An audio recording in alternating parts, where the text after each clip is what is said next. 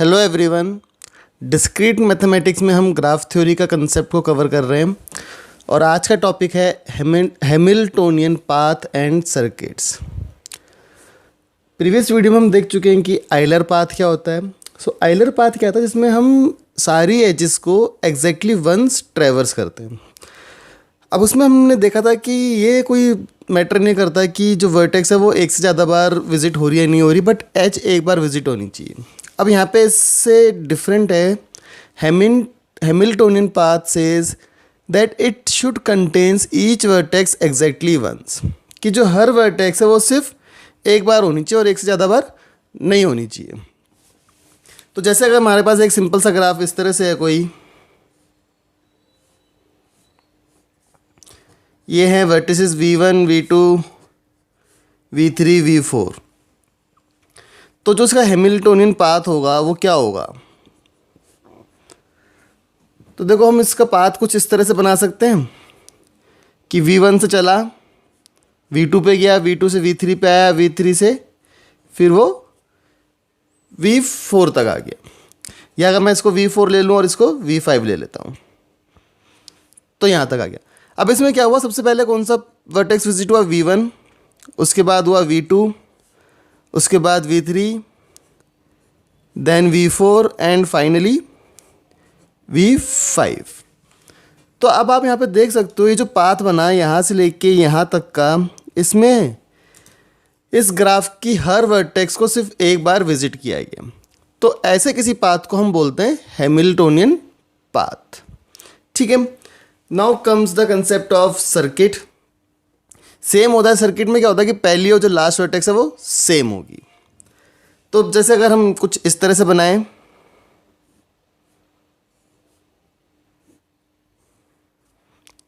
और ये है V1, V2, V3 और V4, और हमने यहाँ से चलना शुरू किया और फाइनली जब हम इस वाली एज को विजिट करेंगे तो हम दोबारा V1 पे आ गए। तो सर्किट कैसे बन जाएगा?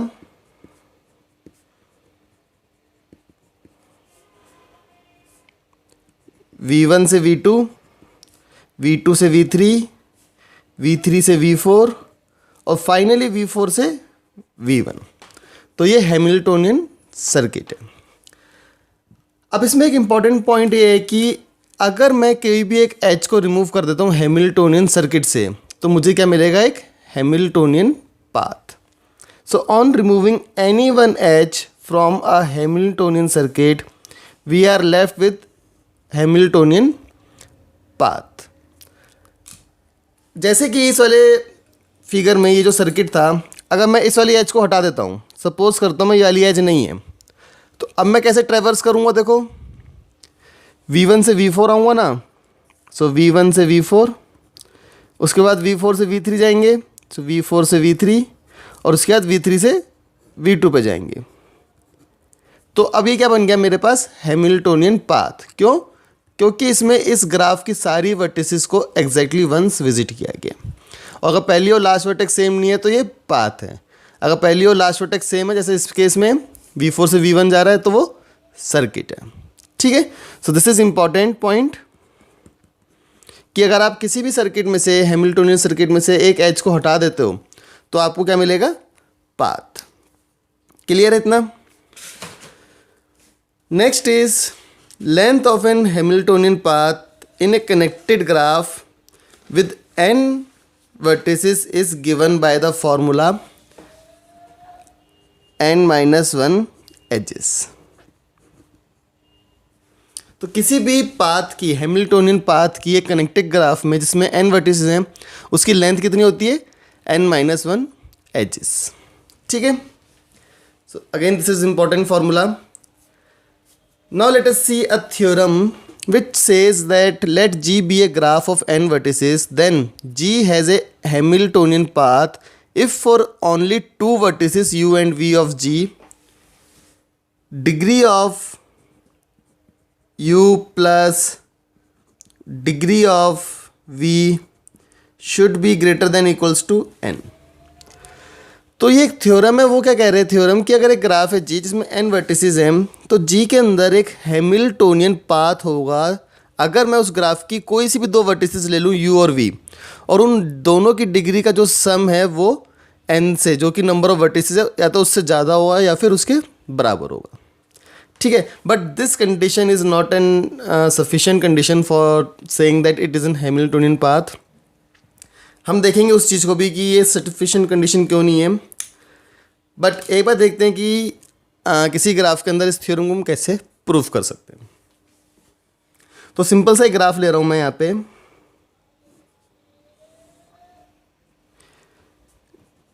ए, बी और सी तीन वर्टिसेस हैं इसमें।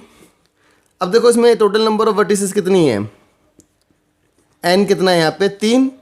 नंबर ऑफ वर्टिसेस कितनी है यहाँ पे, 3। So n is equals to 3। Now consider any two vertices.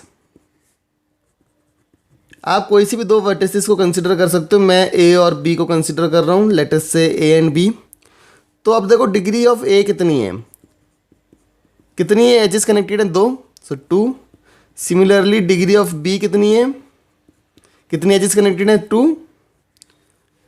तो अब इस थ्योरम को देखो, या फिर हम निकालते हैं degree of A plus degree of B किसके बराबर, कितना आ जाएगा ये, 2 + 2 दैट इज 4।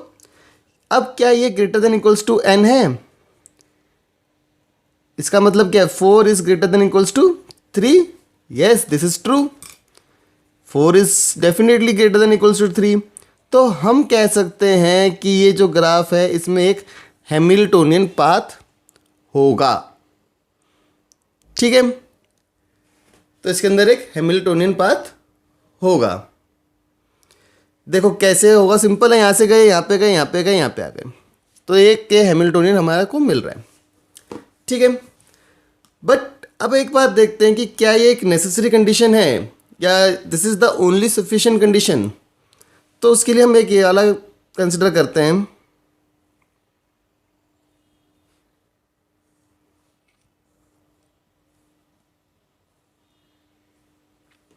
यहाँ पे एजिस वर्टिसेस कुछ ऐसे हैं, ए बी, एक ये वाली वर्टिस है C, D, E, F, G and H, ठीक है। अब देखो इसमें नंबर ऑफ वर्टिसेस कितनी है, एन कितनी है, 1 2 3 4 5 6 7 8। अब कोई सी भी दो वर्टिसेस ले लो, चाहे ए ले लो, चाहे ए और डी ले लेते हैं, चलो। So degree of A plus degree of D कितना आएगा, ए से कितनी डिग्री है, 2, डी की कितनी है, 2, so 2 + 2 4। Is it is greater than equals to 8, no, this is not true.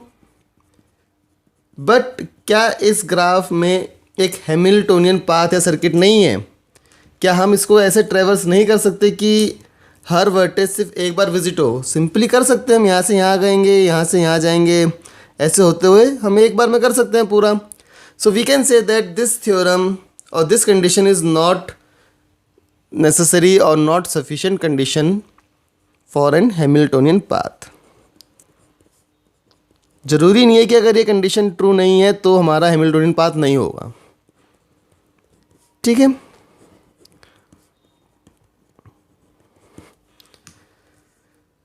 So this is the basic introduction of Hamiltonian path.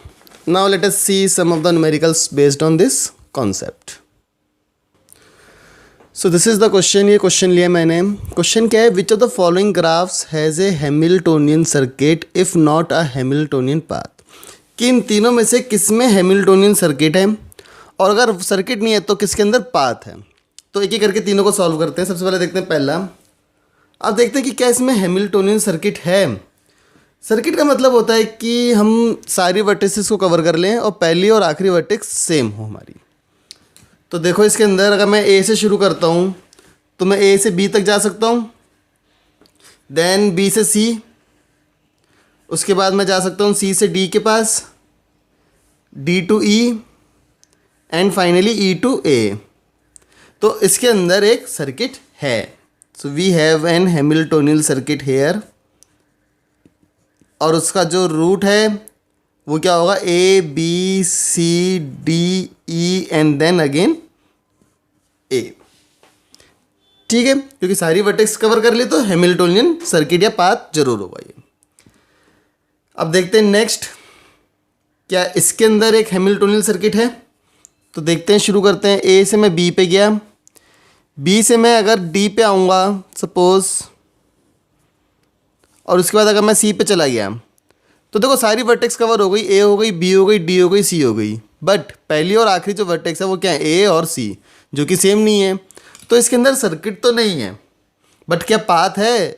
Path है, क्योंकि सारी वर्टेक्स कवर हो गई और पहली और आखिरी वर्टेक्स सेम नहीं है। That means there is an Hamiltonian path here. और क्या हो सकता है वो? A B D C. इसी में ऐसा नहीं है कि एक ही पाथ होगा, इसमें एक और हो सकता है। लेट अस से हम गए ए से बी, फिर हम आ गए बी से सी, और उसके बाद हम चले गए सी टू डी। तो ए बी सी डी भी हो सकता है, ठीक है। सो इसी में ए बी सी और डी भी हो सकता है। Clear? Now let us see for this. क्या ये थर्ड वाले में कोई सर्किट या पाथ है? तो देखते हैं एक बार। ए से बी जा सकता हूँ मैं, उसके बाद मैं बी से सी जा सकता हूँ या जी जा सकता हूँ। तो चलो पहले मैं ले लेता हूँ बी टू सी, देन सी से ई जा सकते हैं या डी जा सकते हैं। अगर देखो मैं चाहे यहाँ पे जाऊँ, यहाँ पे जाने के बाद मुझे यहाँ पे आने के लिए सी को दोबारा विजिट करना पड़ेगा, तो हैमिल्टोनियन नहीं होगा। इसी तरह अगर मैं यहाँ पे नहीं जाकर यहाँ पे जाता हूँ, तो दोबारा मुझे डी पे आने के लिए सी को विजिट करना पड़ेगा। That means it will not contain either path और circuit.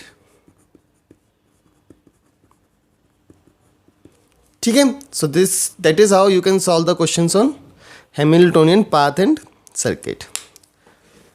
So this is all for this particular video lecture. In the next video we will see about the concept of planar graphs. Thank you for watching the video. Please subscribe to my YouTube channel for more such tutorials. Thank you.